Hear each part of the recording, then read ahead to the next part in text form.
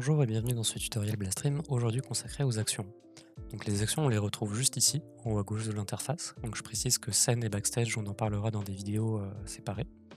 On va commencer par l'auto-switch. Alors l'auto-switch, il va permettre simplement donc de mettre en grand, donc sur une disposition speaker in big comme ici, de mettre en grand la personne qui va parler ou la vidéo qui va être jouée. Donc on détecte automatiquement le son et on va placer cette source tout en haut.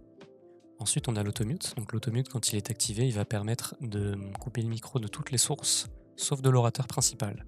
Donc pour rappel, l'orateur principal, ça va être juste là. Ici, on va cliquer et ça va mettre donc l'orateur en grand, donc manuellement par rapport à l'auto-switch. Et donc l'automute permettra de couper toutes les autres sources. Donc ici, je suis orateur principal. Si j'active l'automute, toutes les autres sources, donc vidéo, mais aussi, vous le voyez, ça a été coupé, mais aussi les autres orateurs auront leur micro coupé. Ensuite, on a le Mr Smith. Alors le Mr Smith permet simplement à l'activation d'afficher le nom des sources. Donc ici, j'ai ma source avec le nom qui s'affiche. Si je rajoute ma vidéo, voilà, j'ai ma source et je peux désactiver simplement en recliquant sur Mr Smith.